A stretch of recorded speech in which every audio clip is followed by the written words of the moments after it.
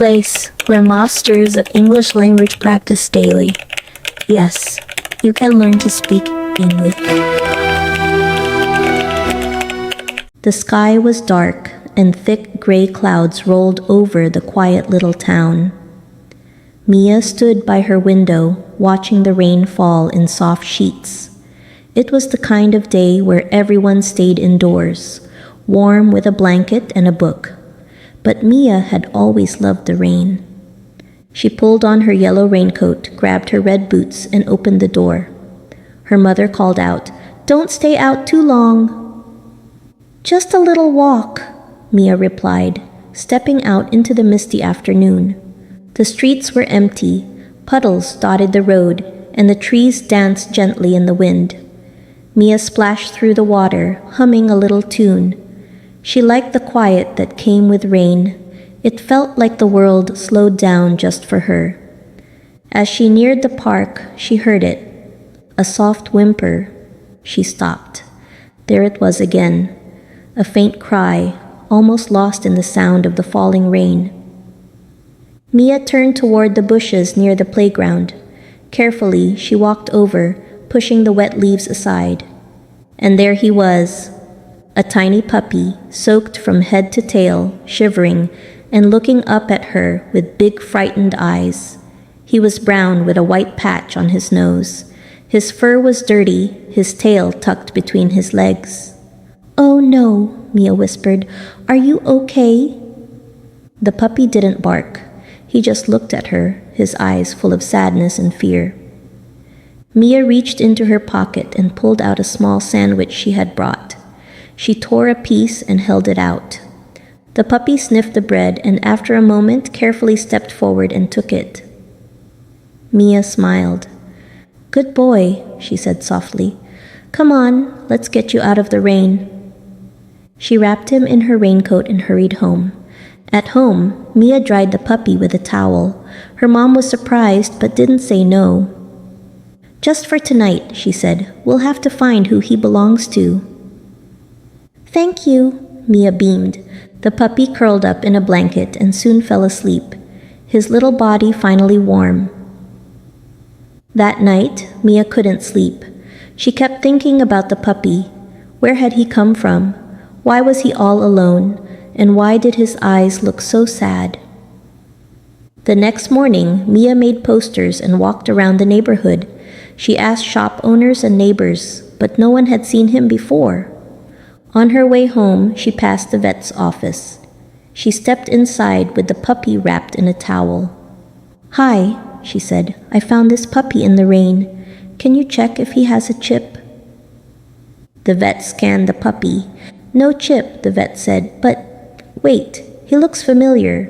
There were posters about a missing research pup from the nearby lab, a new kind of tracking dog. But that was months ago. They said he vanished." Mia felt the puppy tremble. "He's not going back there," she said. The vet looked at her. "If it's the same dog, they'll come looking." That night, as Mia read a book on the couch, the puppy suddenly growled. He stared at the window. Mia looked up.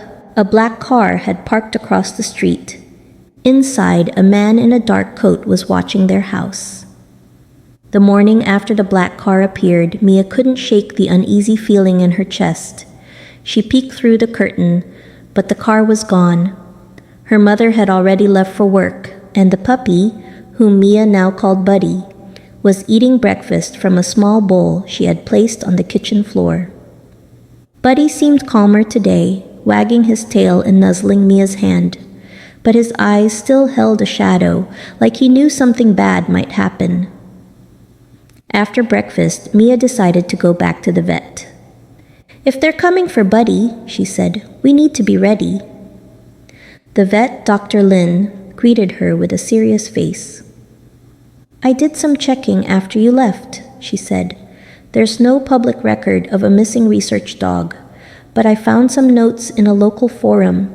Some people think a secret lab was working on advanced scent tracking dogs for search and rescue." "That sounds good," Mia said. "Why is that bad?" Dr. Lin glanced around and lowered her voice. because they said the dogs weren't just being trained, they were being altered. Altered how? No one knows, but there's talk about experiments, making the dogs more intelligent, giving them better senses. Some say it went too far. Mia looked at Buddy. He was chewing gently on a toy in her bag. He's just a sweet puppy. Dr. Lin nodded. I believe you, but if they find out he's here, they might try to take him back. Mia's heart pounded. We have to keep him safe. That afternoon, Mia took Buddy to the woods behind her school. It was quiet there, and she used to build forts with her friends when she was younger. She found an old tree house and cleared it out.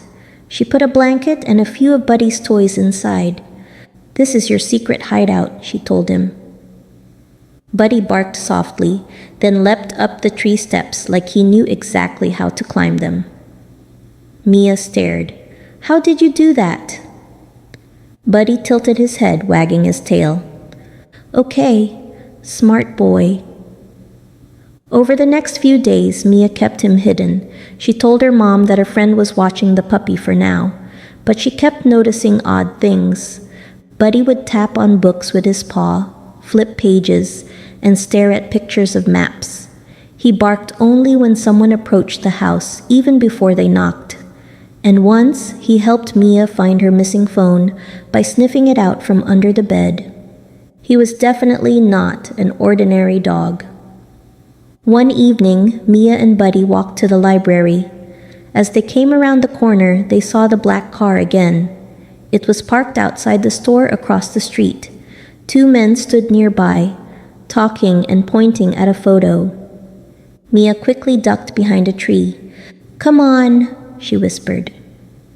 They ran into the alley behind the library and climbed a fence to the back path that led to the park. Buddy seemed to know the way, like he'd memorized every shortcut. When they reached the tree house, Mia sat down, out of breath. They're really looking for you, she said. Why? Buddy licked her hand, then walked to a spot on the floor. He scratched it until a loose board moved. Mia leaned in. Under the board was a small black chip. It blinked with a tiny red light. What's this? She asked. Buddy barked twice. Mia took the chip and held it up. Is this how they tracked you? She remembered the man in the car, the vet's warning. She wrapped the chip in foil and dropped it in a storm drain outside the park. That night, Mia heard tapping on her window. She opened it.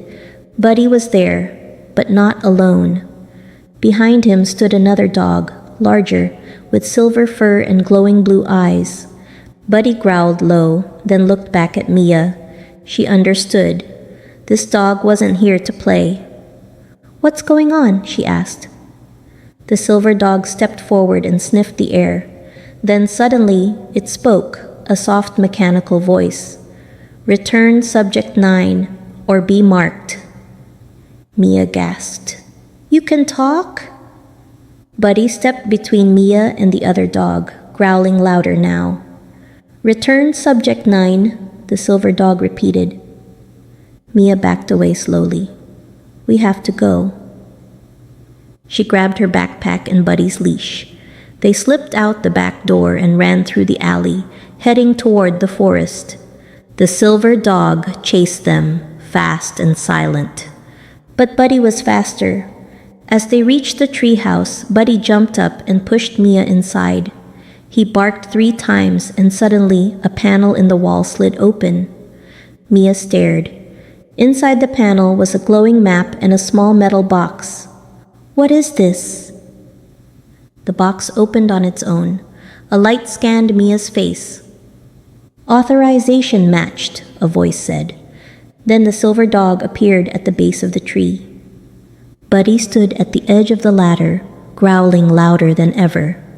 Suddenly, the treehouse lit up with bright blue lights. The silver dog froze. You are not cleared, the voice said. A blast of energy pushed the silver dog away.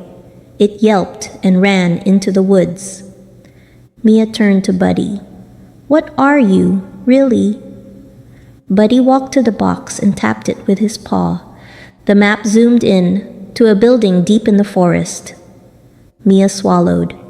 "You want to go there?" Buddy nodded. Mia looked out the window into the dark trees. "Then we'll go, but we go together." Mia didn't sleep much that night. The image of the man in the dark coat watching their house wouldn't leave her mind. She had drawn the curtains, double-checked the locks, and placed the puppy beside her bed. He whimpered once, then curled up against her, comforted by her warmth. In the morning, the car was gone, but Mia knew something had changed. She couldn't explain it. It was just a feeling, deep in her chest, like a storm waiting to break. She named the puppy Max. He had started to wag his tail more, and he followed Mia everywhere. But whenever someone knocked at the door or a car drove past, Max growled low and hid. Mia decided to find out where he had come from. With her mom's permission, she visited the town library. It was quiet and smelled of old paper. She looked through newspapers and old reports, anything she could find about a lost lab dog. After hours of searching, she found a small article in a dusty folder. New tracking dog lost from MIRA lab. Unknown reasons. Authorities say it was an early prototype of behavior sensing canine assistance. Reward offered. MIRA lab. Mia had passed it many times, a tall silver building outside town with guards and security cameras. Max whimpered when she read the name out loud. That night, Mia told her mother what she'd found. Her mother looked worried. "Sweetheart," she said, "you can't take on something like this alone." "I'm not. I have Max," Mia said, petting him. But her mom wasn't convinced. "Just promise me, no sneaking around.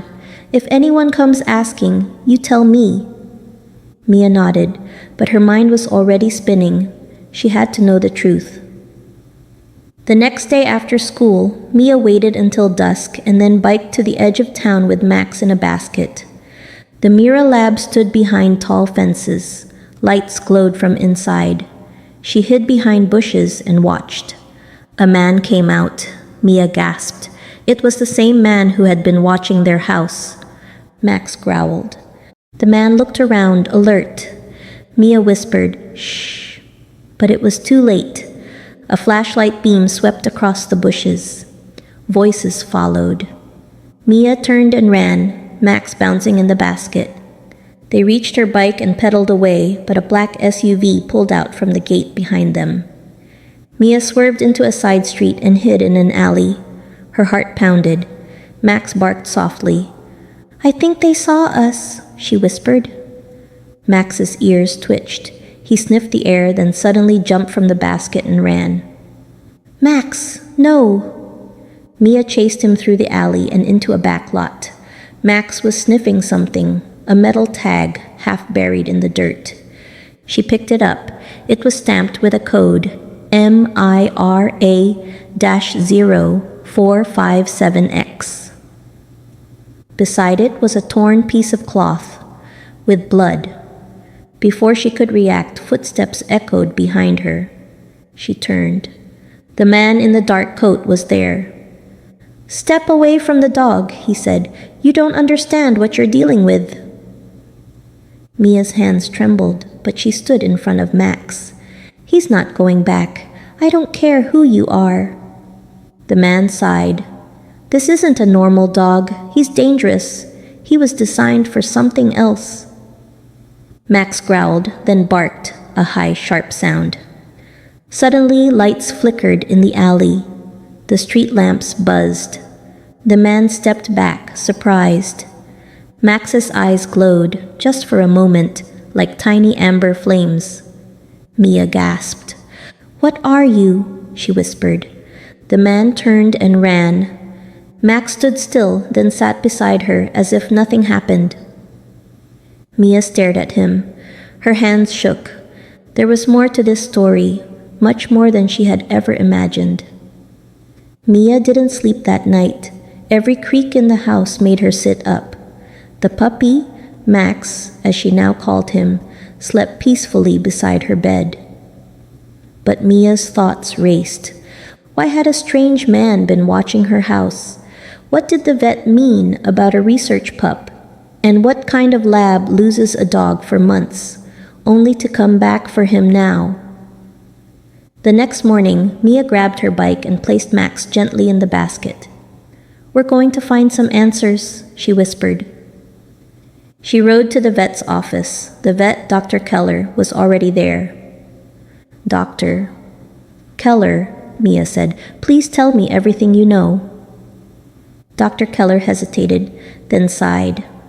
"All right. A few months ago, a lab nearby was training animals to use for rescue work, but some said the training was too hard, too. Strange. The puppy they lost, he looked just like Max."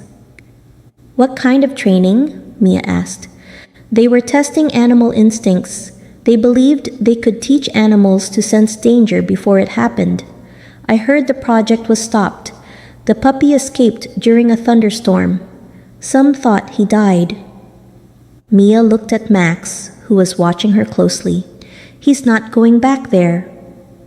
Dr. Keller nodded. "I understand, but someone else might not." That evening, Mia came home to find her mom worried. "Mia, there was a man here asking about a dog. He left a card. It said Project Sentinel." Max barked sharply and ran to the back door.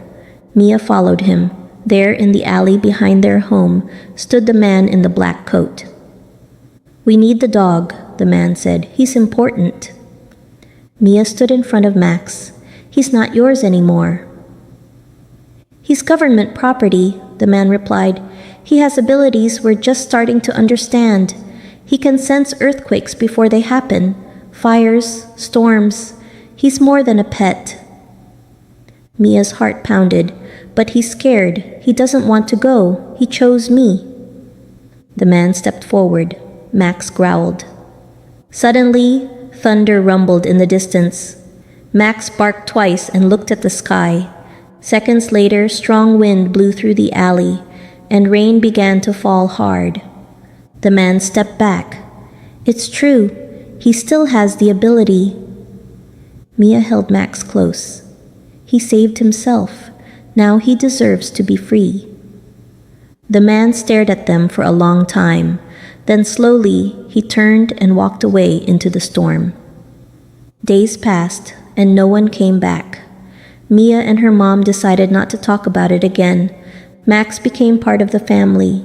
He loved walks in the park, chasing butterflies, and cuddling on rainy days, but sometimes he'd bark before storms, sit by the window before a fire truck passed, or whimper moments before a car alarm went off. He still had his gift, and he used it to protect Mia. Mia no longer saw Max as just a lost puppy.